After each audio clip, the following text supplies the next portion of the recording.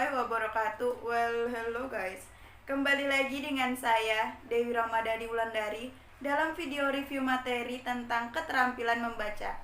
Dalam video review materi tentang keterampilan membaca kali ini, saya akan membahas tentang modal membaca. Dalam video kali ini akan dibagi menjadi 3 bagian, dimulai dari pengertian modal membaca sampai dengan tipe pembaca yang tidak efisien dan masalah umum yang muncul dalam kegiatan membaca. Kalau begitu, mari kita mulai review materinya. Bagian yang pertama adalah pengertian dari modal membaca.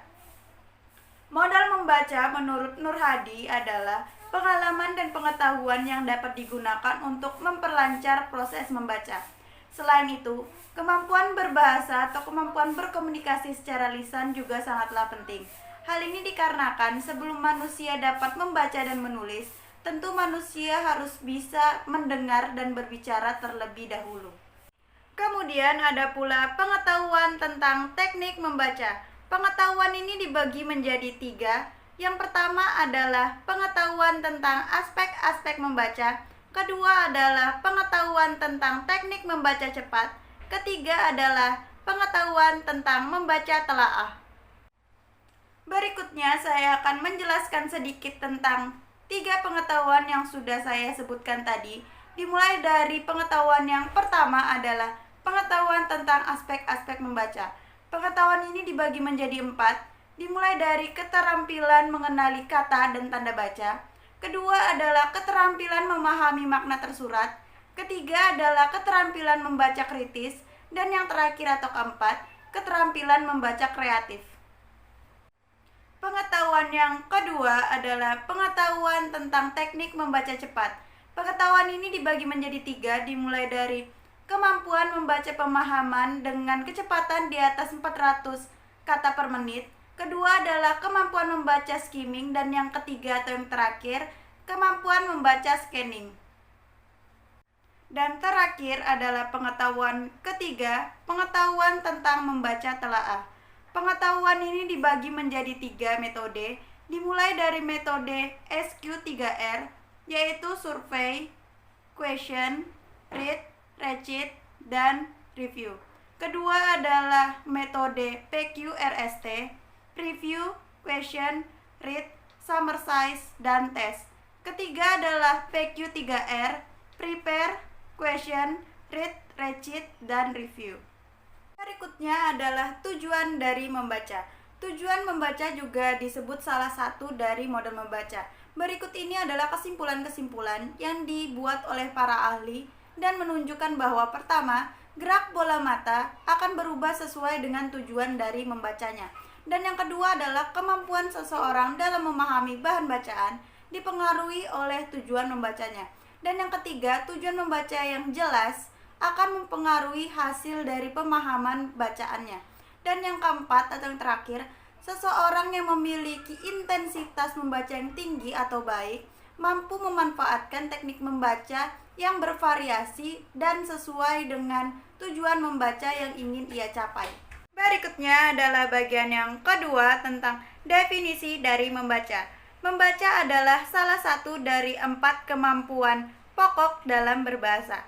Selain itu, membaca juga bagian atau komponen dalam berkomunikasi secara lisan.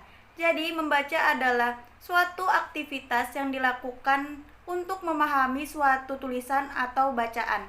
Kemudian, menurut Sudarso, membaca adalah aktivitas yang kompleks di mana terjadinya pergerakan dari tindakan yang terpisah-pisah.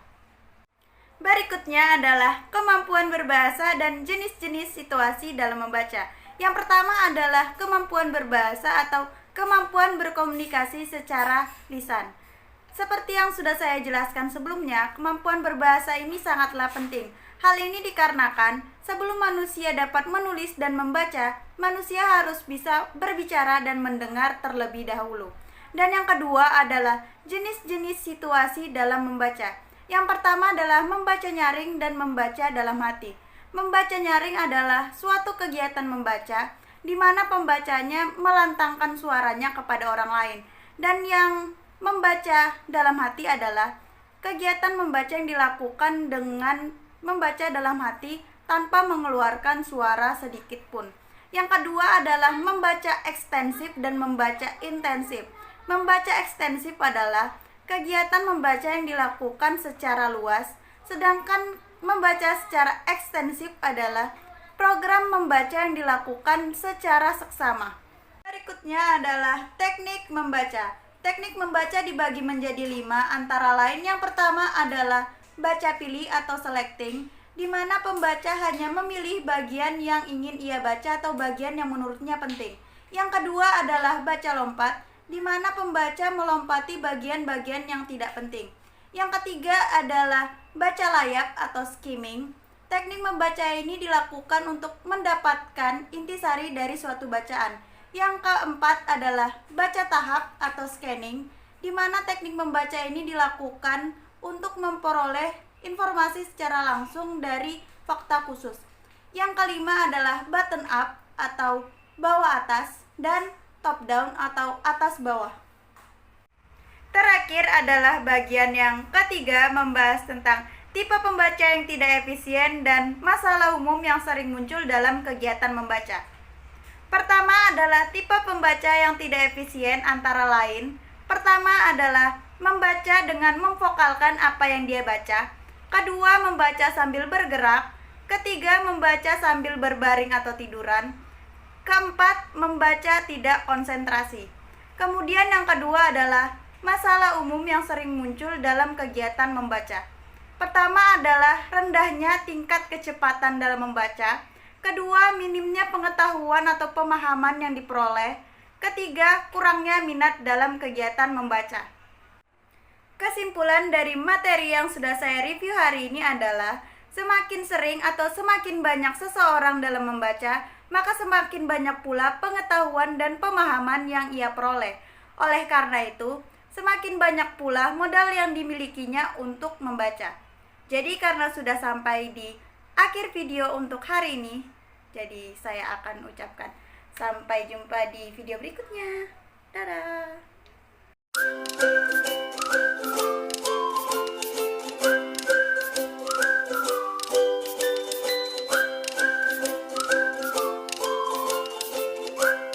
Berikutnya adalah pengetahuan tentang membaca. Teknik membaca, guys.